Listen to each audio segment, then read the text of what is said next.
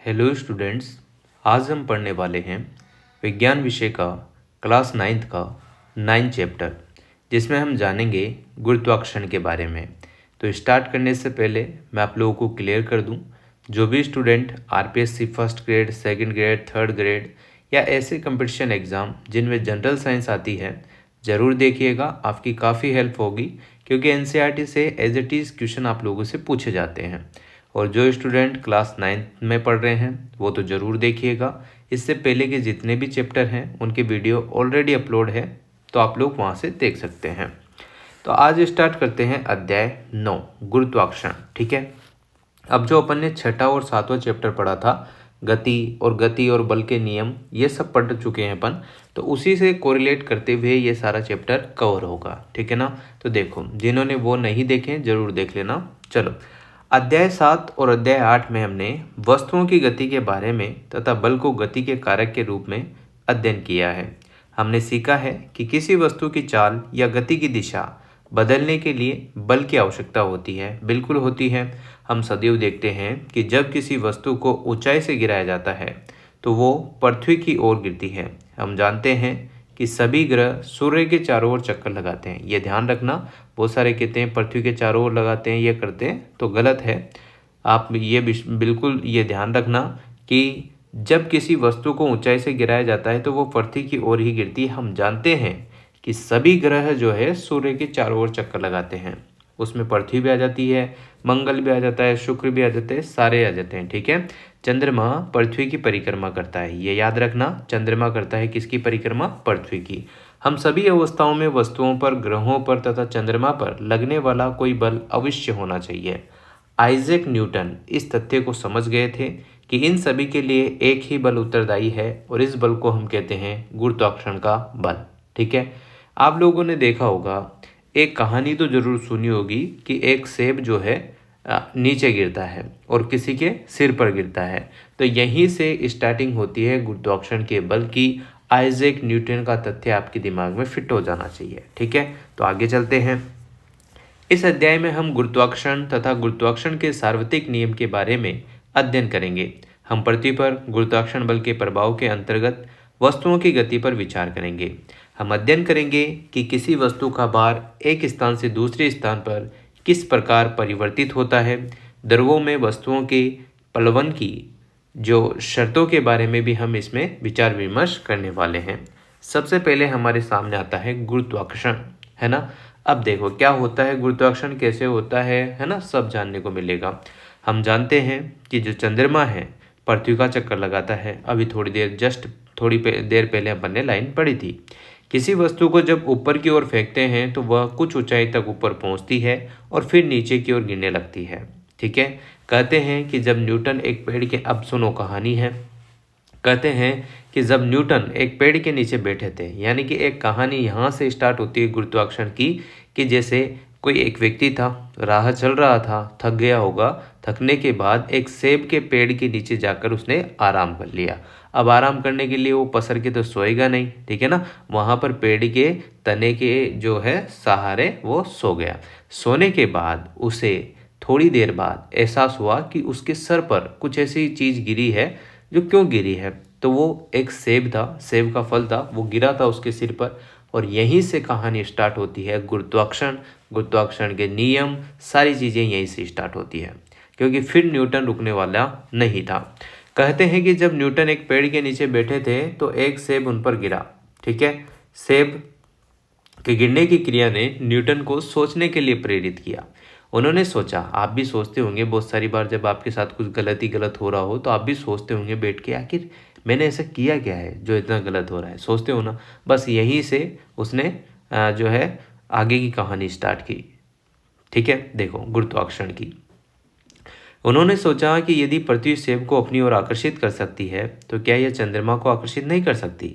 क्योंकि आप ये देखो कि पृथ्वी के चारों ओर परिक्रमा कौन कर रहा है? चंद्रमा। तो इन्हों के दिमाग में यह आया कि ये चंद्रमा को आकर्षित नहीं कर सकती क्या, है ना। तो क्या दोनों स्थितियों में वही बल लग रहा है? उन्होंने अनुमान लगाया कि दोनों अवस्थाओं में एक ही प्रकार का बल उत्तरदायी है। उन्होंने तर्क दिया कि अपनी कक्षा के प्रत्येक बिंदु पर चंद्रमा किसी सरल रेखीय पथ पर गति नहीं करता, वरन पृथ्वी की ओर गिरता रहता है। अतः ये अवश्य ही पृथ्वी द्वारा आकर्षित होता है, लेकिन हम वास्तव में चंद्रमा को पृथ्वी की ओर गिरते हुए नहीं देखते। आइए चंद्रमा की गति को और समझने के लिए क्रियाकलाप करते हैं। क्रियाकलाप आपके सामने है, देखो 7.11 पर पुनः विचार करें, है ना। अब क्रियाकलाप 9.1 देखो, यहाँ पर धागे का एक टुकड़ा लेना है और इसके एक सिरे पर एक छोटा पत्थर बांधना है। बचपन में किया भी होगा पर उस टाइम इतना ध्यान नहीं दिया होगा, तो अब कर सकते हैं आप। धागे के दूसरे सिरे को पकड़िए और पत्थर को वर्ताकार यानी कि गोलाकार उसमें आपको घुमाना है, जैसा कि ये बालक यहाँ पर कर रहा है, ठीक है ना। पत्थर द्वारा नियत परिणाम के वेग से वर्ताकार पथ में गति हो रही है। ये तीर के एरो दिख रहे हैं आपको, इससे आपको पता चल रहा है कि गति हो रही है। पत्थर की गति की दिशा को देखिए। अब धागे को छोड़िए, फिर से पत्थर की गति की दिशा को आपको देखना है। आगे चलते हैं, देखो धागे को छोड़ने से पहले पत्थर एक निश्चित चाल से वर्ताकार पथ में गति करता है और प्रत्येक बिंदु पर उसकी गति की दिशा बदलती है। दिशा के परिवर्तन में वेग का परिवर्तन होता है और त्वरण सम्मिलित है। जिस बल के कारण यह त्वरण होता है तथा जो वस्तु को वर्ताकार पथ में गतिशील रखता है वह बल केंद्र की ओर लगता है। मतलब कि जहां बीच बिंदु है, केंद्र बिंदु है, वहां लगता है और उसको हम कहेंगे क्या, अभिकेंद्र बल। क्या कहेंगे, उस बल को अभिकेंद्र बल कहते हैं। इस बल की अनुपस्थिति में यानी कि अगर यह बल न हो तो पत्थर एक सरल रेखा में मुक्त रूप से गतिशील होता है। यह सरल रेखा वर्तीय पथ पर स्पर्श रेखा होगी। ये ध्यान रखिएगा, इस टाइप की रेखा में वो गति करेगा। अगर वो धागा बांध के अपन गोल गोल घुमा रहे हैं तो वो अभिकेंद्रीय बल के कारण ही घूम पा रहा है। अगर अभिकेंद्रीय बल ही नहीं होगा तो वो एक सरल रेखा में यानी कि सीधी लाइन में वो गति करेगा। सरल रेखा वर्तीय पथ पर जो है हमेशा स्पर्श रेखा होती है। ये देखो स्पर्श करती हुई जा रही है। अब यहाँ पर देखो, इसे भी जाने देखिएगा, कोई सरल रेखा जो वर्त से केवल एक ही बिंदु पर मिलती है वर्त पर स्पर्श रेखा कहलाती है। इस चित्र में सरल रेखा ABC वृत्त के बिंदु B पर स्पर्श रेखा है। यहाँ पर देखिएगा, पृथ्वी के चारों ओर चंद्रमा की गति अभिकेंद्रीय बल के कारण होती है। अभिकेंद्रीय बल पृथ्वी के आकर्षण बल के कारण मिल पाता है। यदि ऐसा कोई बल न हो तो चंद्रमा एक समान गति से सरल रेखीय पथ पर चलता रहेगा। यह देखा गया है कि गिरता हुआ सेब, जो सेब गिरा था, पृथ्वी की ओर आकर्षित होता है। क्या सेब भी पृथ्वी को आकर्षित करता है? आप सोचो, क्या यहाँ पर सेब भी पृथ्वी को आकर्षित करता है? यदि ऐसा है तो हम पृथ्वी को सेब की ओर गति करते हुए क्यों नहीं देख पाते? ये ध्यान आपको रखना है, नॉर्मल सा फंडा है ना। चल, गति के तीसरे नियम के अनुसार सेब भी पृथ्वी को आकर्षित करता है। जो गति का पहला नियम पढ़ा था हमने, दूसरा पढ़ा था, तीसरा पढ़ा था, है ना। पहले नियम को क्या कहते हैं आप कमेंट करके बताना, याद है तो जरूर बताना। गति के तीसरे नियम के अनुसार सेब भी पृथ्वी को आकर्षित करता है, और अगर नहीं याद है तो पुराना वीडियो देखना। लेकिन गति के दूसरे नियम के अनुसार किसी दिए हुए बल के लिए त्वरण वस्तु के द्रव्यमान के जो है वित्त क्रमानुपाती होता है। समीकरण 8.4 आपको याद है, F बराबर ma करके कुछ याद होगी, नहीं होगी तो आप रिवाइज कीजिएगा, हो जाएगी। पृथ्वी की अपेक्षा सेब का द्रव्यमान नगण्य है, इसलिए हम पृथ्वी को सेब की ओर गति करते नहीं देखते। इसी तरह का विस्तार यह जानने के लिए कीजिए कि पृथ्वी चंद्रमा की ओर गति क्यों नहीं करती। हमारे सौर परिवार में यानी कि जो सौर मंडल है, सौर परिवार है, उसमें सभी ग्रह सूर्य की परिक्रमा करते हैं। हमने स्टार्टिंग में पढ़ लिया था। पहले की बात ही तर्क करके हम कह सकते हैं कि सूर्य और ग्रहों के बीच एक बल विद्यमान होता है। उपरोक्त तथ्यों के आधार पर न्यूटन ने निष्कर्ष निकाला कि केवल पृथ्वी सेब और चंद्रमा को आकर्षित नहीं करती, बल्कि विश्व के सभी पिंड एक दूसरे को क्या करते हैं, आकर्षित करते हैं। वस्तुओं के बीच यह आकर्षण बल गुरुत्वाकर्षण बल कहलाता है। जैसे आपने देखा होगा, आकर्षण बल क्या होता है? आकर्षण बल समझते हो? जैसे कोई भी, जैसे महिला है वो पुरुष को आकर्षित करती है, पुरुष है महिला को आकर्षित करता है। ऐसे ही कोई भी जो अपोजिट चीज़ है जिसको आवश्यकता होती है वो एक दूसरे को आकर्षित करते हैं। इसी तरीके से यहाँ पर जो है क्लियर कहा गया है कि विश्व के सभी पिंड एक दूसरे को आकर्षित करते हैं। वस्तुओं के बीच यह आकर्षण बल गुरुत्वाकर्षण बल कहलाता है। अब गुरुत्वाकर्षण समझ में आपके आ गया होगा। अब गुरुत्वाकर्षण के बाद हम पढ़ते हैं गुरुत्वाकर्षण का सार्वत्रिक नियम आखिर होता क्या है। विश्व का प्रत्येक पिंड प्रत्येक अन्य पिंड को एक बल से आकर्षित करता है जो दोनों पिंडों के द्रव्यमानों के गुणनफल की क्या होता है, समानुपाती होता है, और उनके बीच की जो दूरी है उसके वर्ग के व्युत्क्रमानुपाती होता है, यानी कि उल्टा थोड़ा सा है ना। यह बल दोनों पिंडों को मिलाने वाली रेखा की दिशा में लगता है। यहाँ आप देख सकते हैं ये क्वेश्चन डायरेक्ट यहाँ पर फर्स्ट ग्रेड से उठाया गया है, ये याद रखना। बहुत सारे question as it is NCERT में आपसे same to same line to line एक एक अक्षर पूछ लिया जाता है, ठीक है। ए और बी आपको दिख रहा होगा, डी यहाँ पर बीच की दूरी है ना। एफ बराबर क्या होता है, G M small M upon D square होता है, ठीक है ना। ये सूत्र आपको याद रखना होगा। किन्हीं दो एक समान पिंडों के बीच गुरुत्वाकर्षण बल उनके केंद्रों को मिलाने वाली रेखा की दिशा में निर्देशित होता है। चलिए आगे पढ़ते हैं। मान लीजिए जो कैपिटल एम है स्मॉल एम है, द्रव्यमानों के दो पिंड ए और बी एक दूसरे से डी दूरी पर स्थित है। चित्र में आपने देख ही लिया था। मान लीजिए दोनों पिंडों के बीच आकर्षण बल F है। गुरुत्वाकर्षण के सार्वत्रिक नियम के अनुसार दोनों पिंडों के बीच लगने वाला बल उनके द्रव्यमानों के गुणनफल की क्या होता है, समानुपाती, और उनकी दूरी के वर्ग के व्युत्क्रमानुपाती होता है। अभी हमने थोड़ी देर पहले पढ़ा ही था।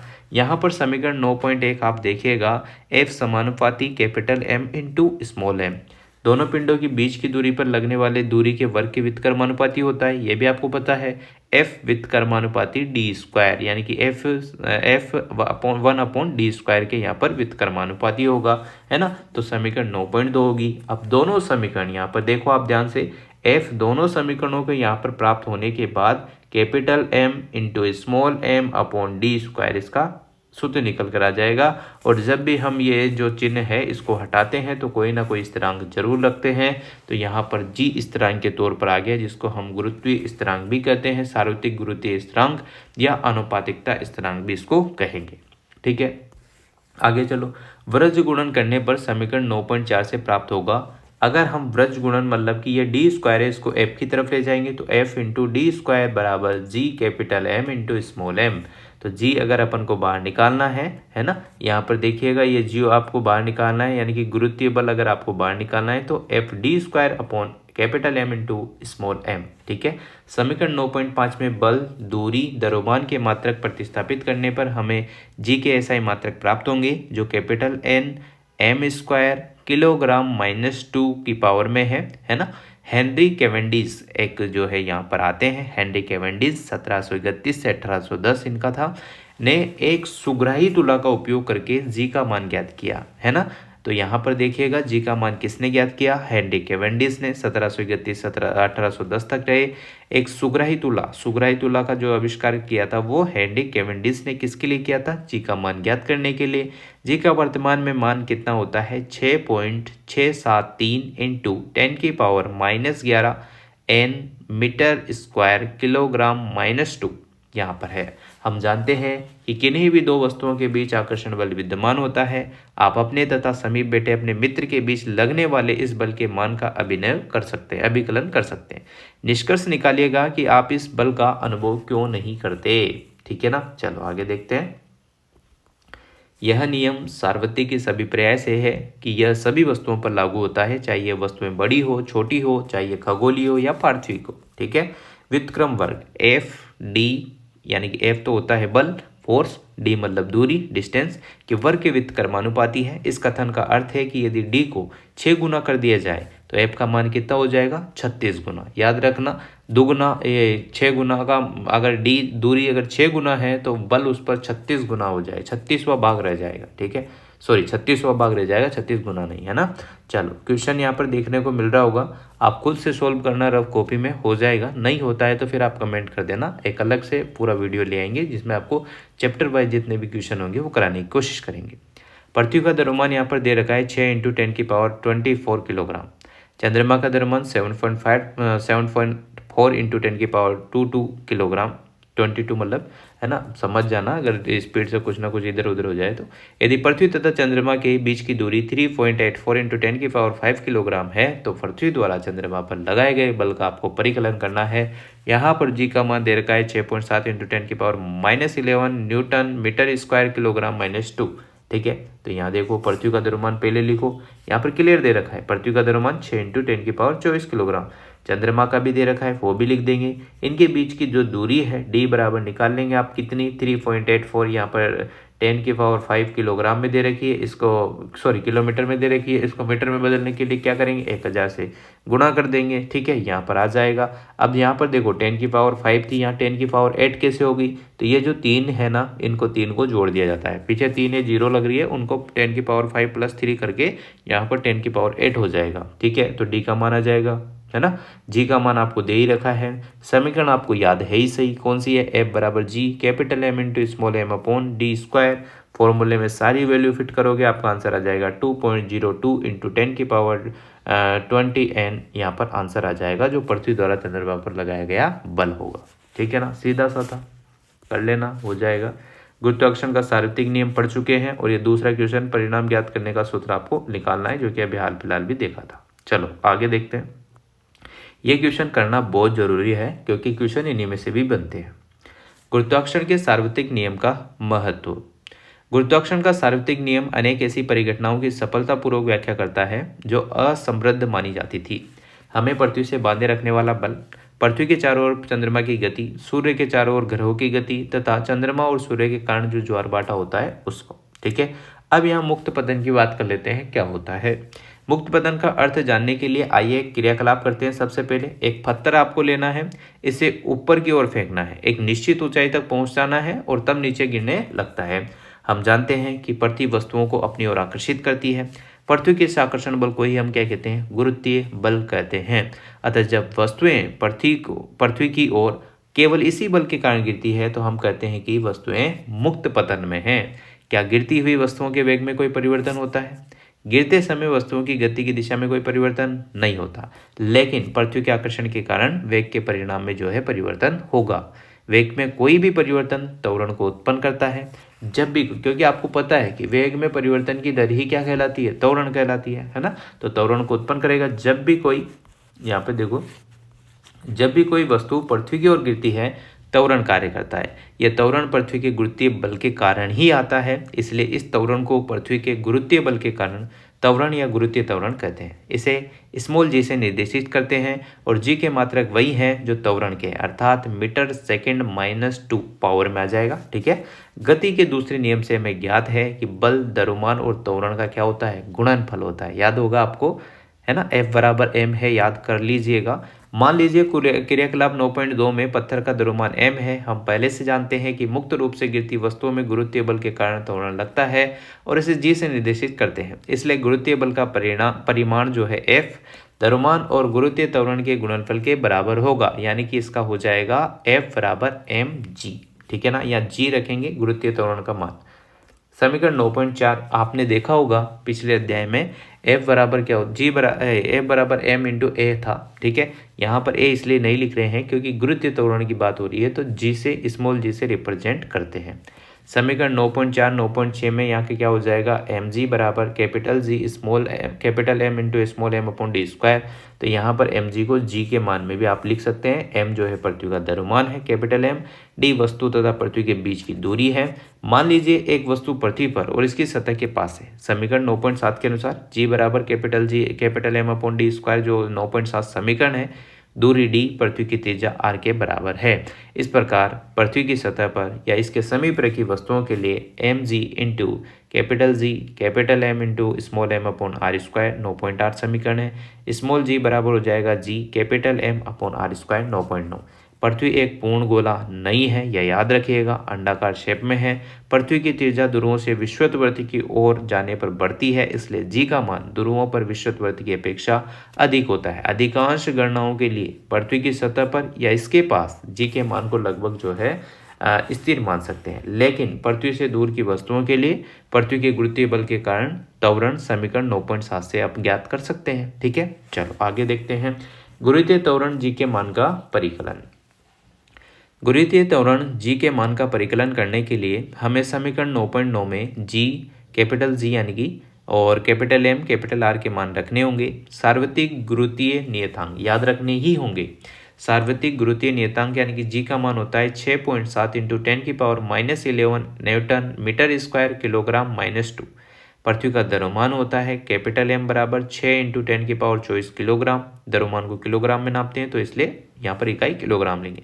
पृथ्वी की त्रिज्या r बराबर होती है 6.4 × 10⁻6 मीटर।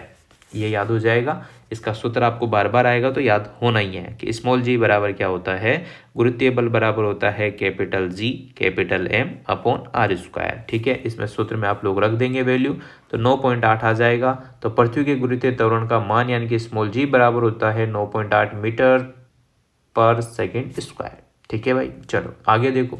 पृथ्वी के गुरुत्वीय बल के प्रभाव में वस्तुओं की गति। यह समझने के लिए कि क्या सभी वस्तुएं खोखली, ठोस, बड़ी, छोटी किसी ऊंचाई से समान दर से गिरेगी, आइए इस पर भी क्रियाकलाप करते हैं, है ना।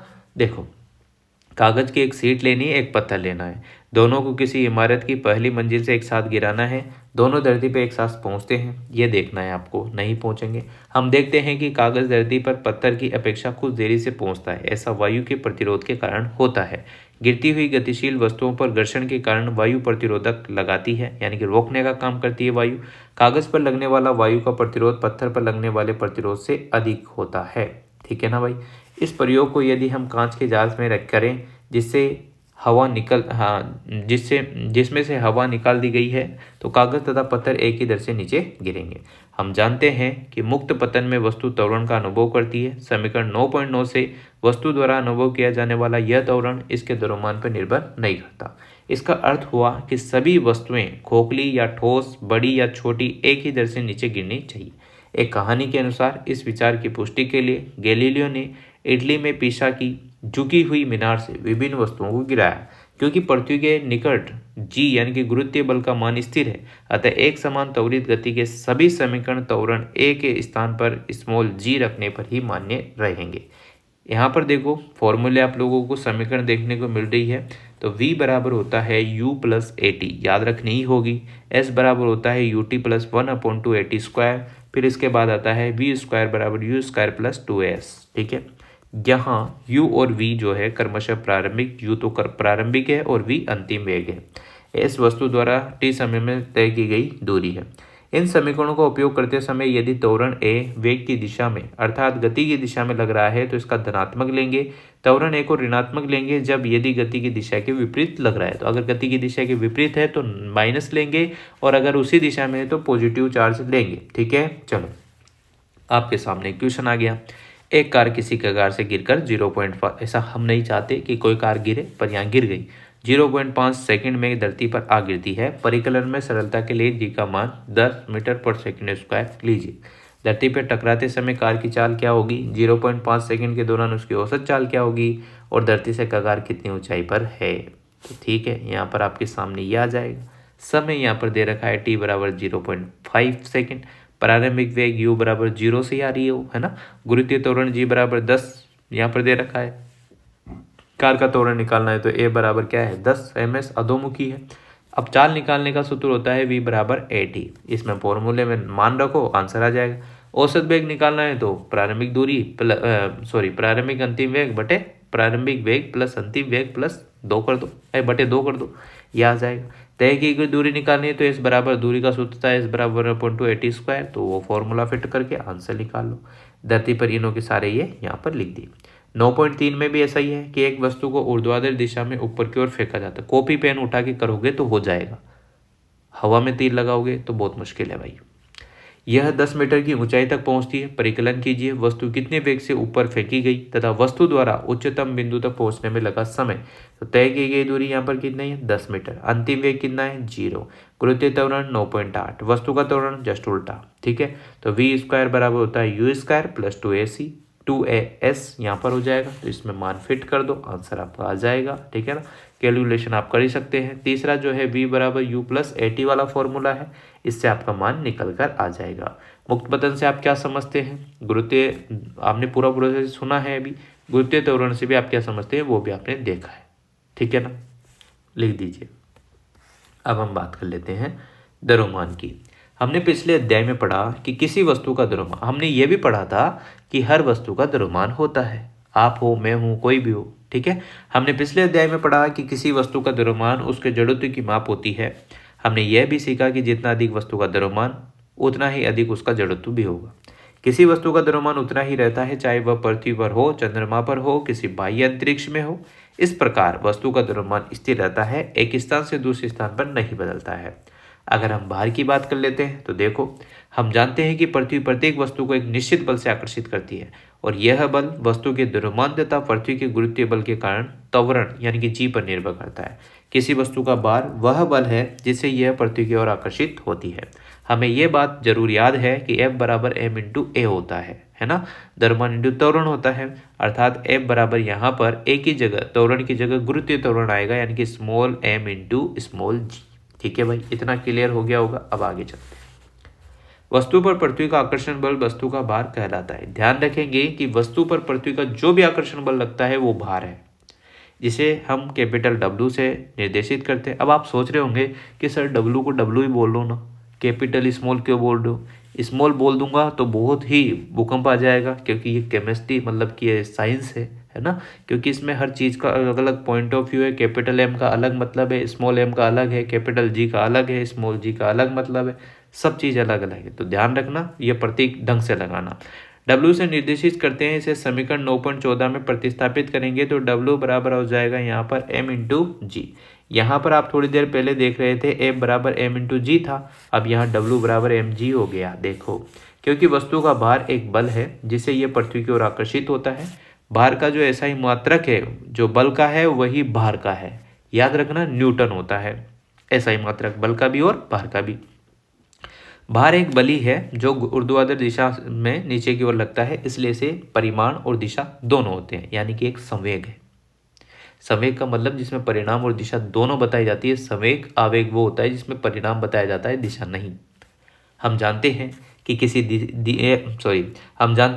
दिए हुए स्थान पर स्मॉल जी का मान स्थिर रहता है, इसलिए किसी दिए हुए स्थान पर वस्तु का भार वस्तु के द्रव्यमान स्मॉल m के समानुपाती होता है, अर्थात कैपिटल W समानुपाती किसके है? स्मॉल यानी कि वस्तु के द्रव्यमान के। यही कारण है कि किसी दिए हुए स्थान पर हम वस्तु के भार को उसके द्रव्यमान की माप के रूप में उपयोग कर सकते हैं। किसी वस्तु का द्रव्यमान प्रत्येक स्थान पर, चाहे पृथ्वी हो, चाहे कोई और ग्रह हो, चंद्रमा हो, उतना ही रहेगा, जबकि वस्तु का भार इसके स्थान पर निर्भर करता है, क्योंकि स्मॉल जी का मान स्थान पर निर्भर नहीं करता। याद रखेंगे। आगे चलो, किसी वस्तु का चंद्रमा पर भार। हमने सीखा कि पृथ्वी पर किसी वस्तु का भार वह बल है जिससे पृथ्वी उस वस्तु को अपनी ओर आकर्षित करती है। इसी प्रकार चंद्रमा पर किसी वस्तु का भार वह बल है जिससे चंद्रमा उस वस्तु को आकर्षित करता है। चंद्रमा का द्रव्यमान पृथ्वी की अपेक्षा कम है, इस कारण चंद्रमा वस्तुओं पर कम आकर्षण बल लगाता है। मान लीजिए किसी वस्तु का द्रव्यमान स्मॉल m है, चंद्रमा का इसका भार जो है कैपिटल W स्मॉल m है। मान लीजिए चंद्रमा का द्रव्यमान कैपिटल M स्मॉल m है और उसकी त्रिज्या कैपिटल R स्मॉल m है, तो गुरुत्वाकर्षण का सार्वत्रिक नियम लगाने पर चंद्रमा पर वस्तु का भार देखो क्या होगा, WM capital W small m बराबर होता है capital G capital M small m into small m upon R small m का स्क्वायर। यहाँ पर 9.16 समीकरण आपके सामने। अब देखो, मान लीजिए उसी वस्तु का पृथ्वी पर भार WE है और पृथ्वी का द्रव्यमान कैपिटल M और त्रिज्या कैपिटल R है, तो खगोलीय पिंड, ये मान आपके एग्जाम में आते हैं। खगोलीय पिंड यानी कि पृथ्वी है और चंद्रमा है। पृथ्वी का द्रव्यमान होगा 5.98 10 की पावर 24, ये होता है किलोग्राम में। त्रिज्या की बात करें तो क्या होगा 6.37 10 की पावर 6। चंद्रमा की बात करें तो द्रव्यमान होगा 7.36 इंटू 10 की पावर 22 और यहाँ पर त्रिज्या की बात करें तो 1.74 इंटू 10 की पावर 6 या 6 बोल लो। ठीक है, समीकरणों 9.9 और 9.15 से हमें प्राप्त होता है कि WE बराबर हो जाएगा capital G capital M into small m upon R square. समीकरण 9.16 9.17 से 9.1 से उपयुक्त मान रखने पर यहाँ पर मान पे मान रखे जा रहे हैं। देखो, W जो कि कैपिटल में है, स्मॉल में यहाँ पे नीचे लगा हुआ है, M बराबर होगा G 7.36 इंटू 10 की power 22 kilogram into metre upon 1.74 into 10 की पावर 6 मीटर का होल स्क्वायर। ठीक है, ये आपको याद रखने पड़ेंगे। जो भी मान आ रहे हैं वो याद रखने होंगे और जो मान सवाल में दे रखे हैं उनको आपको खुद को रखना होगा।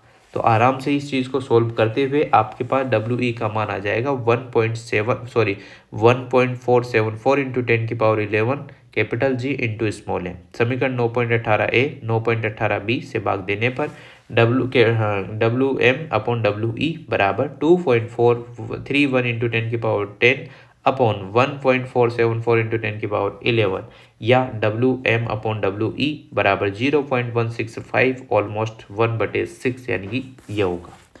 देखो वस्तु का चंद्रमा पर भार 1 है, वस्तु का पृथ्वी पर भार 6 है। वस्तु का चंद्रमा पर भार 1/6 इंटू पृथ्वी का भार होता है। ये तो हमने स्टार्टिंग में पढ़ लिया था, पर उसको यहाँ पर सोल्व करके बता दिया आपको। देखो 9.4 एक उदाहरण दिया गया है। देखो एक वस्तु का द्रव्यमान 10 किलोग्राम है, पृथ्वी पर इसका भार कितना होगा। द्रव्यमान यहाँ पर m बराबर 10 kg है। गुरुत्वीय त्वरण का मान होता है 9.8 मीटर पर सेकेंड स्क्वायर।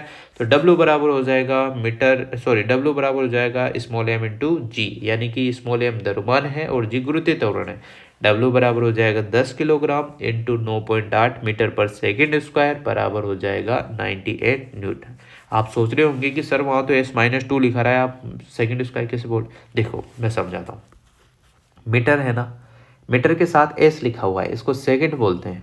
-2 या इसको बोल दो सेकंड की पावर -2, ऐसा बोल सकते हैं। पर यहाँ देखो जैसे मीटर, इसके बीच में अगर आप डंडा खींचते हैं यानी कि बटे में इसको लेके जाते हैं तो एस जो -2 है ये +2 हो जाता है। तो इसको मीटर पर सेकंड स्क्वायर बोल सकते हैं या फिर मीटर सेकंड की पावर -2 भी बोल सकते हैं। ठीक है भाई, बहुत सारी बार डाउट आ रहा हो तो हो गया कि 9.5 एक यहाँ पर दे रखा है, बहुत अच्छा है।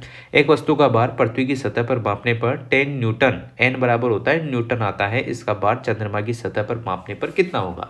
हमें पता है कि चंद्रमा पर वस्तु का भार 1/6 इंटू पृथ्वी का भार होता है, यह भी हमने थोड़ी देर पहले देखा। तो डब्ल्यू एम बराबर होगा डब्ल्यू ई बटे 6। तो डब्ल्यू ई का मान यहाँ पर दे रखा था 10/6 हो जाएगा। इसको भाग करोगे तो 1.67 इसका वस्तु का भार आ जाएगा, ये ध्यान रखेंगे। किसी वस्तु के द्रव्यमान और भार में क्या अंतर है, ये आप खुद करेंगे। किसी वस्तु का चंद्रमा पर भार पृथ्वी के इसके भाग का 1/6 गुणा क्यों होता है, अभी हमने कैलकुलेशन करके समझाया था, खुद कर लीजिएगा। थोड़ा बहुत काम करोगे तो काम आसान होगा। ठीक है, चलो प्रणोद तथा दाब। क्या कभी आपने सोचा है कि ऊंट रेगिस्तान में आसानी से क्यों दौड़ पाता है। सोचो ना, आप खुद नहीं दौड़ पा रहे, ऊंट भागा भागा फिरता है, क्यों। सेना का टैंक जिसका भार 1000 टन से भी अधिक होता है, एक सतत चेन पर क्यों टिका होता है ना। होता है बाहर जो वो जैसी भी टाइप रहती है जिसमें वो रेलिंग होती है, जिसमें चेन लगी होती है, उस पर क्यों टिका होता है। किसी ट्रक या बस के टायर अधिक चौड़े क्यों होते हैं रेगिस्तान में। काटने वाले औजारों की धार तेज क्यों होती है। ये सारी चीज़ें आपके दिमाग में भी आनी चाहिए अगर आप ये चैप्टर पढ़ रहे हैं तो। इन प्रश्नों का उत्तर जानने के लिए तथा इसमें शामिल परिघटनाओं को समझने के लिए दी गई वस्तु पर एक विशेष दिशा में लगने वाले नेट बल, प्रणोद तथा प्रति एकांक क्षेत्रफल पर लगने वाले बल, दाब की धारणा से परिचय कराना सहायक होगा। प्रणोद तथा दाब का अर्थ समझने के लिए आइए निम्नलिखित स्थितियों पर विचार करें। स्थिति फर्स्ट, किसी बुलेटिन बोर्ड पर आप एक चार्ट लगाना चाहते हैं, जैसा कि चित्र 9.3 में दर्शाया गया है। यह कार्य करने के लिए आपको ड्राइंग पिनों की अपने अंगूठे से दबाना होगा। इस अवस्था में आप पिन के शीर्ष यानी कि चपटे भाग की सतह के क्षेत्रफल पर बल लगाते हैं। यह बल बोर्ड की सतह पृष्ठ के लंबवत लगता है और यह बल पिन की नोक पर अपेक्षाकृत छोटे क्षेत्र पर लगता है। ये देखो इस टाइप से दिख रहा है आपको, क्लियर समझाया गया है बिल्कुल। ये देखो पिन को यहाँ पर ऐसे दबाना पड़ रहा है जब जाके अब सेकंड पढ़ते हैं। स्थिति सेकंड, कंडीशन सेकंड। आप शिथिल ढीले रेत पर खड़े होते हैं, आपके पैर रेत में गहरे धंस जाते हैं। अब रेत पर लेटिए, आप देखेंगे कि आपका शरीर रेत में पहले जितना नहीं धंसता। दोनों अवस्था में रेत पर लगने वाला बल आपके शरीर का जो है भार है। आप पढ़ चुके हैं कि भार ऊर्ध्वाधर दिशा में नीचे की ओर लगने वाला बल होता है। यहाँ बल रेत की सतह के लंबवत लग रहा है। किसी वस्तु की सतह के लंबवत जो भी बल लगता है उसे हम कहते हैं प्रणोद बल, प्रणोद कहेंगे। ठीक है, जब आप शिथिल रेत पर खड़े होते हैं तो बल अर्थात आपके शरीर का भार आपके पैरों के क्षेत्रफल के बराबर क्षेत्रफल पर लग रहा होता है। जब आप लेट रहे होते हैं तो वही बल आपके पूरे शरीर के संपर्क क्षेत्रफल, जो भी आपके शरीर का जो भी पोर्शन टच हो रहा है उसके क्षेत्रफल के बराबर क्षेत्रफल पर लगता है, जो कि आपके पैरों के क्षेत्रफल से अधिक है। इस प्रकार समान परिमाण के बलों का भिन्न भिन्न क्षेत्रफलों पर भिन्न भिन्न प्रभाव होता है। उपरोक्त स्थिति में प्रणोद समान है लेकिन उनके प्रभाव अलग अलग है, इसलिए प्रणोद का प्रभाव उस क्षेत्रफल पर निर्भर है जिस पर कि वह लगता है। रेत पर प्रणोद का प्रभाव लेटे हुए की अपेक्षा खड़े होने की स्थिति में अधिक होता है। प्रति एकांक क्षेत्रफल पर लगने वाले प्रणोद को दाब कहते हैं। याद रखेंगे, प्रति एकांक क्षेत्रफल पर लगने वाले प्रणोद को हम कहेंगे दाब। दाब बराबर होता है प्रणोद बटे क्षेत्रफल। ठीक है, समीकरण 9.20 में प्रणोद तथा क्षेत्रफल के एसआई मात्रक प्रतिस्थापित करने पर हमें दाब का एसआई मात्रक प्राप्त होता है और यह मात्रक होता है न्यूटन पर मीटर स्क्वायर। ठीक है, ये देखो यहाँ पर आपको समझा रखा है, वो माइनस वाला सीन है ना, वो यहाँ देख लो। वैज्ञानिक ब्लेस पास्कल के सम्मान में दाब के एसआई मात्रक को पास्कल भी कहते हैं, जिसे पी ए से प्रदर्शित करते हैं, कैपिटल पी स्मॉल ए से। ठीक है, विभिन्न क्षेत्रफलों पर लगने वाले प्रणोद के प्रभाव को समझने के लिए आइए एक संख्यात्मक उदाहरण पर विचार करें। 9.6 एक लकड़ी का गुटका मेज पर रखा है। लकड़ी के गुटके का द्रव्यमान 5 किलोग्राम है। इसकी विमाएं 40 centimetre into 20 centimetre into 10 centimetre है। लकड़ी के टुकड़े द्वारा मेज पर लगने वाले दाब को ज्ञात करना है। इसके लिए निम्नलिखित डब्बे बन रहे हैं। ठीक है, विमाओं की सतह मेज पर रखी हुई है और ये आपको मान दे रखे हैं। तो लकड़ी के गुट्टे का द्रव्यमान यहाँ पर देखो 5 किलोग्राम है। विमा आपके सामने है जो कि आपको देखने को मिली थी।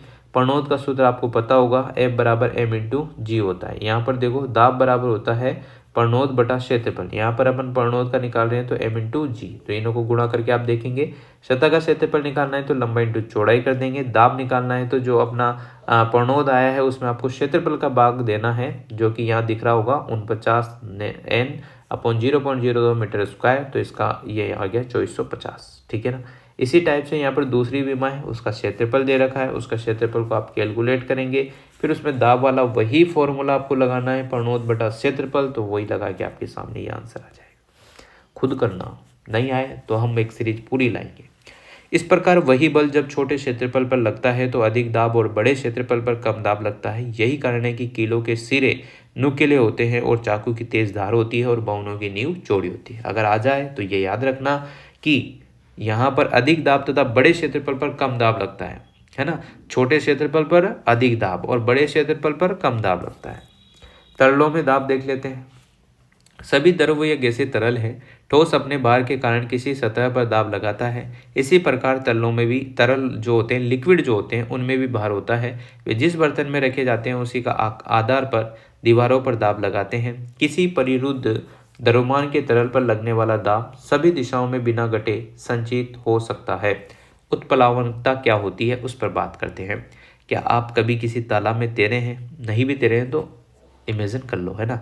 और आपने स्वयं कुछ हल्का अनुभव किया है। क्या कभी आपने किसी कुएं में पानी खींचा है और अनुभव किया है कि जब पानी से भरी बाल्टी कुएं के पानी से बाहर आती है तो वो अधिक भारी लगती है? क्या कभी आपने सोचा है कि लोहे और स्टील से बना जलयान समुद्र के पानी में क्यों नहीं डूबता, लेकिन उतनी ही मात्रा का लोहा और स्टील यदि चादर के रूप में हो तो भी वो डूब जाता है? क्यों होता है ऐसा? इन सभी प्रश्नों का उत्तर जानने के लिए उत्प्लावकता के बारे में जानना आवश्यक है। उत्प्लावकता का अर्थ समझने के लिए आइए एक क्रियाकलाप करते हैं। ठीक है, इजी वे में समझ में आ जाता है। प्लास्टिक की एक खाली बोतल लीजिए। बोतल के मुंह को एक वायु डॉट से जो है बंद कर दीजिएगा। इसे एक पानी से भरी बाल्टी में रखिए। क्या देखेंगे कि बोतल तैरती है? बिल्कुल। बोतल को पानी में धकेलिए। आप ऊपर की ओर एक धक्का महसूस करते हैं। इसे और अधिक नीचे धकेलने का प्रयत्न कीजिए। आप इसे और अधिक गहराई में धकेलने में कठिनाई अनुभव करेंगे। यह दिखाता है कि पानी बोतल पर ऊपर की दिशा में एक बल लगाता है। जैसे जैसे बोतल को पानी में धकेलते जाते हैं, पानी द्वारा ऊपर की ओर लगाया गया बल बढ़ता जाता है और जब तक कि बोतल पानी में पूरी तरह न डूब जाए। आप बोतल को छोड़ दीजिए, यह उछलकर सतह पर वापस आती है। क्या पृथ्वी का गुरुत्वाकर्षण बल इस बोतल पर कार्यरत है? यदि ऐसा है तो बोतल छोड़ देने पर पानी में डूबी ही क्यों नहीं रहती? आप बोतल को पानी में कैसे डुबा सकते हैं? देखो, पृथ्वी का गुरुत्वाकर्षण बल बोतल पर नीचे की दिशा में लगता है। इसके कारण बोतल नीचे की दिशा में खिंचती है, लेकिन पानी बोतल पर ऊपर की ओर बल लगाता है, अतः बोतल ऊपर की दिशा में धकेली जाती है। हम पढ़ चुके हैं कि वस्तु का भार पृथ्वी के गुरुत्वाकर्षण बल के बराबर होता है। जब बोतल डुबाई जाती है तो बोतल पर पानी द्वारा लगने वाला ऊपर की दिशा में बल इसके भार से क्या होगा? अधिक होगा, और इसे छोड़ने पर यह ऊपर उठती है। ये याद रखिए। देखो, बोतल पूरी तरह डुबाए रखने के लिए पानी के द्वारा बोतल पर ऊपर की ओर लगने वाले बल को संतुलन करना पड़ेगा। इसे नीचे की दिशा में लगने वाले एक बाह्य बल को लगाकर प्राप्त किया जा सकता है। यह बल कम से कम ऊपर की ओर लगने वाले बल तथा बोतल के भार के अंतर के बराबर होना चाहिए। ठीक है, बोतल पर पानी द्वारा ऊपर की ओर लगने वाला बल उत्प्लावन बल कहलाता है। वास्तव में किसी तरल में डुबाने पर सभी वस्तुओं पर एक उत्प्लावन बल लगता है। उत्प्लावन बल का परिमाण जो है तरल के घनत्व पर निर्भर करता है। अब हम आगे पढ़ते हैं। ये नॉर्मल सी चीज़ें थी जो आप हिंदी भी पढ़ेंगे तो समझ में आ रही है ना। जहाँ समझाने की जरूरत है वो हमें समझा भी रहा। पानी की सतह पर रखने पर वस्तुएं तैरती या डूबती क्यों है, और आप ये गलतफहमी निकाल दीजिएगा कि क्वेश्चन ऐसे नहीं आएगी। अगर यहाँ लाइन लिखा रही है तो उससे भी क्वेश्चन आया हुआ है, first grade, second grade, third grade. बाकी जो 9th वाले स्टूडेंट हैं वो तो पूरा पढ़ना ही पड़ेगा आपको। तो पानी की सतह पर रखने पर वस्तुएं तैरती या डूबती क्यों है। आइए क्रियाकलाप करते हैं। सबसे पहले पानी से भरा एक बीकर लेना है ना। एक लोहे की कील लीजिए, इसे पानी की सतह पर रखिए, देखिए क्या होता है। कील डूब जाती है। कील पर लगने वाला पृथ्वी का गुरुत्वाकर्षण बल इसे नीचे की ओर खींचता है। पानी कील पर उत्प्लावन बल लगाता है जो इसे ऊपर की ओर धकेलता है। लेकिन कील पर नीचे की ओर लगने वाला बल कील पर पानी द्वारा लगाए गए उत्प्लावन बल से अधिक होता है, इसलिए वह डूबी हुई रहती है। याद रखेंगे। ये देखो, ये चित्र बना रखा है, एक कील भी बना रखी है ना, देख लेना। चलिए फिर से क्रियाकलाप करते हैं। पानी से भरा बीकर लेना है, एक कील और समान द्रव्यमान का एक कोर का टुकड़ा लेना है, पानी की सतह पर रखना है। देखिए क्या होता है, कोर्क तैयार है जबकि कील डूब जाती है। ऐसा क्यों होता है, कोर का वजन कम होगा ना, है ना। ठीक है, ऐसा उसके घनत्व में अंतर के कारण हुआ है। यह सीधी सी बात है। किसी पदार्थ का घनत्व उसके एकांक आयतन के द्रव्यमान को कहते हैं। याद रखिएगा, किसी पदार्थ का घनत्व जो उसके एकांक आयतन का द्रव्यमान है उसको कहेंगे।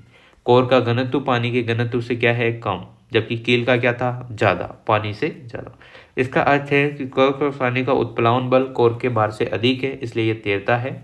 लोहे की कील का घनत्व पानी के घनत्व से अधिक है, इसलिए ये जो है कील है जो है डूब जाती है।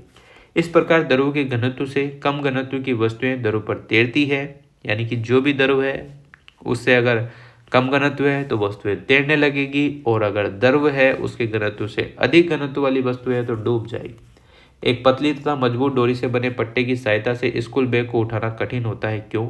उत्प्लावकता से आप क्या समझते हैं, पानी की सतह पर रखने पर कोई वस्तु क्यों तैरती या डूबती है। अब बहुत इंपॉर्टेंट है आर्किमिडीज का सिद्धांत, इसको पढ़ते हैं। पहले क्रियाकलाप है ताकि आपको समझ में अच्छे से आए। एक पत्थर का टुकड़ा लेना है, इसे कमानीदार तुला, कमानीदार समझे, दुकान पे पहले तराजू बाट से तोलते थे, याद आ गया। रबड़ की डोरी के एक सिरे से बांधिए, तुला और डोरी के पकड़कर पत्थर को लटकाइए, जैसा कि चित्र 9.6 आपके सामने ये देखो भाई, इस टाइप से, ठीक गया। ठीक है, चलो। पत्थर के भार के कारण रबड़ की डोरी की लंबाई में वृद्धि या कमानीदार तुला का पाठ्यांक नोट कीजिए। अब पत्थर को एक बर्तन में रखे पानी से धीरे से डुबाइए, जैसा कि इसमें दिखा रखा है। प्रेक्षण डोरी की तुलना में या माप में क्या परिवर्तन होता है, ये देखो। पानी जैसे ही डुबाओगे ना आप, पानी ऊपर आने लग जाएगा और बाहर निकलने लग जाएगा, ज़्यादा हरकत करोगे तो यही होगा, और क्या। चलो, यहाँ पर मैंने बता दिया आपको, अब आगे पढ़ भी लेते हैं। आप देखेंगे कि जैसे कि पत्थर को धीरे धीरे पानी में नीचे ले जाते हैं तो डोरी की लंबाई में और तुला के पाठ्यांक में भी कमी आती है। तथापि जब पत्थर पानी में पूरी तरह डूब जाता है तो उसके बाद कोई परिवर्तन नहीं दिखाई देता। डोरी के प्रसार और तुला की माप में कमी से आप क्या निष्कर्ष निकाल सकते हैं। हम जानते हैं, क्या मैंने बताया जो सही था, आप खुद अनुमान लगाना, है ना। हम जानते हैं कि रबड़ की डोरी की लंबाई में परिवर्तन या तुला के पाठ्यांक में वृद्धि पत्थर के भार, क्योंकि मैं कुछ चीज़ें आपको गलत बोलूँगा, ऐसा होता इसलिए है कि आप पढ़ रहे हैं तो आपको कुछ चीज़ समझ आ रही है कि नहीं आ रही, या बस मैं पाठ पढ़ रहा हूँ या मैं सुना रहा हूँ, आप सुन रहे हैं। आपका दिमाग एक्टिव होना चाहिए, क्योंकि क्वेश्चन आपको अटेम्प्ट करने हैं, मुझे नहीं। ठीक है, चलो। क्योंकि पत्थर को पानी में डुबाने पर इन वृद्धियों में कमी आ जाती है, इसका अर्थ यह है कि पत्थर पर ऊपर की दिशा में कोई बल लगता है। इसके परिणाम स्वरूप रबड़ की डोरी पर लगने वाला नेट बल कम हो जाता है और इसलिए लंबाई की वृद्धि में भी कमी आ जाती है। जैसा कि पहले की चर्चा की जा चुकी है, पानी द्वारा ऊपर की ओर लगाए जाने वाला जो बल होता है उसको कहते हैं हम उत्प्लावन बल। किसी वस्तु पर लगने वाले उत्प्लावन बल का परिणाम कितना होता है, क्या किसी एक ही वस्तु के लिए यह सभी तरलों में समान होता है, क्या किसी दिए गए तरल में सभी वस्तुएं समान उत्प्लावन बल का अनुभव करती है। इन प्रश्नों का उत्तर आर्किमिडीज के सिद्धांत के द्वारा प्राप्त होता है, जिसको निम्न प्रकार से व्यक्त किया जा सकता है। जब किसी वस्तु को किसी तरल में पूर्ण या आंशिक रूप से डुबाया जाता है तो वह ऊपर की दिशा में एक बल का अनुभव करती है, जो वस्तु द्वारा हटाए गए तरल के भार के बराबर होते हैं। क्या आप स्पष्ट कर सकते हैं कि क्रियाकलाप 9.7 में पत्थर के पानी में पूरी तरह डूबने के बाद डोरी के प्रसार में कमी क्यों नहीं हुई थी। अब आर्किमिडीज के बारे में पढ़ लेते हैं। देखो, आर्किमिडीज एक ग्रीक वैज्ञानिक थे। उन्होंने एक सिद्धांत की खोज की जो उन्हीं के नाम पर था, आर्किमिडीज का सिद्धांत, है ना, जो हम पढ़ रहे हैं। यह सिद्धांत उन्होंने ये देखने के लिए बाद खोजा कि नहाने के बाद टब में घुसने पर पानी बाहर बहने लगता है। ठीक है ना, जैसे एक कील वाला सीन था, सेम वही सीन है कि बाथटब में आप पानी भरोगे, आप जैसे इसमें जाओगे तो आपकी जगह जो पानी ने घेर रखी थी वो पानी तो बाहर आएगा ना, सीधी सी बात है। तो वो सड़कों पर यूरो को चिल्लाते हुए भागे, जिसका अर्थ है मैंने पा लिया है। ठीक है, अब वो गाना स्टार्ट मत कर देना, मैंने पा लिया है प्यार, वो नहीं, यहाँ पर जो है अलग सीन चल रहा है। इस ज्ञान का उपयोग उन्होंने राजा के मुकुट में उपयोग हुए सोने की शुद्धता को मापने के लिए किया, याद रखेंगे। उन्हें यांत्रिक और ज्यामिति में किए गए कार्यों से उन्हें प्रसिद्ध कर दिया। उत्तोलक, गिरनी, पहिया, घुरी के विषय में उनके ज्ञान ने ग्रीक सेना को रोमन सेना के विरुद्ध लड़ाई में बहुत सहायता की। एक तुला पर आप क्या द्रव्यमान, ये देखो बहुत अच्छे अच्छे क्वेश्चन आपके सामने, करिया कीजिएगा, करो इनको। मतलब एक तुला पर आप अपना द्रव्यमान 42 किलोग्राम नोट करते हैं। क्या आपका द्रव्यमान 42 किलोग्राम से अधिक है या कम? आपके पास एक सुई का बोरा और एक लोहे की छड़ है। तुला पर मापने पर दोनों 100 किलोग्राम द्रव्यमान दर्शाते हैं। वास्तविकता में एक दूसरे से भारी है। क्या आप बता सकते हैं कौन सा भारी है, क्यों? आर्किमिडीज के सिद्धांत के बहुत से अनुप्रयोग है, वो देखो। एक जलयान और पनडुब्बियों की डिजाइन बनाने में काम आता है। दूसरा, दूध मापी जो दूध की किसी नमूने की शुद्धता की जांच करने के लिए प्रयुक्त होता है। और तीसरा, हाइड्रोमीटर जो द्रवों के घनत्व मापने के लिए प्रयुक्त होता है, इसी सिद्धांत पर आधारित है। अब पूरे चैप्टर में हमने क्या सीखा, कौन से मोस्ट थे, वो पढ़ लेते हैं। देखो, गुरुत्वाकर्षण के नियम के अनुसार किन्हीं दो पिंडों के बीच आकर्षण बल उन दोनों के द्रव्यमानों के गुणनफल के समानुपाती, उनकी बीच की दूरी के वर्ग के वित्त कर्मानुपाती होता है। ये तो बार बार पढ़ ही रहे, याद हो गया होगा। यह नियम सभी पिंडों पर लागू होता है, चाहे वह विश्व में हो, चंद्रमा पर हो, कहीं भी हो। इसे कहते हैं हम सार्वत्रिक नियम। गुरुत्वाकर्षण एक क्षीण बल है जब तक कि बहुत अधिक द्रव्यमान वाले पिंड समृद्ध न हो। गुरुत्वीय बल पृथ्वी तल से ऊंचाई बढ़ने पर कम होता है, पृथ्वी तल के विभिन्न स्थानों पर परिवर्तित होता है और इसका मान ध्रुवों से विषुवत की ओर जाते हैं तो घटता है। किसी वस्तु का भार वह बल है जिससे पृथ्वी उसे अपनी ओर आकर्षित करती है। किसी वस्तु का भार द्रव्यमान और गुरुत्वीय त्वरण के गुणनफल के समानुपाती होता है। F बराबर m/g। यहाँ पर a पिछले अध्याय में हमने यूज किया था, यहाँ पर g का स्मॉल g। किसी वस्तु का भार भिन्न भिन्न स्थानों पर भिन्न भिन्न हो सकता है, किंतु द्रव्यमान हमेशा स्थिर होगा। सभी वस्तुएं किसी तरल में डुबाने पर उत्प्लावन बल का अनुभव करती है। जिस द्रव में वस्तुओं को डुबाया जाता है उसके घनत्व में कम घनत्व की वस्तुएं तो तैरेगी और जिनमें ज़्यादा घनत्व होगा वो डूब जाएगी। देखा था अभी हमने कोर कील वाला। यहाँ पर आपके सामने क्वेश्चन आ रहे हैं, ये आप खुद ही करेंगे अभ्यास के तौर पर। नहीं आता है तो हम जैसा कह रहे हैं कि एक सीरीज लाएंगे जिसमें क्वेश्चन प्रैक्टिस होगी, पूरी एग्जाम्पलर जो भी होंगे एनसीईआरटी के कराए जाएंगे। तो उम्मीद करता हूँ आपको ये गुरुत्वाकर्षण वाला जो चैप्टर है क्लास 9th विज्ञान विषय का समझ में अच्छे से आ गया होगा। और वीडियो आपको अच्छी लगती हो तो ज़्यादा से ज़्यादा शेयर किया करो, ज़्यादा से ज़्यादा कनेक्ट हो, ज़्यादा से ज़्यादा जुड़ो। ठीक है, once again thank you so much. Video अच्छी लगी हो तो लाइक, कमेंट, चैनल सब्सक्राइब।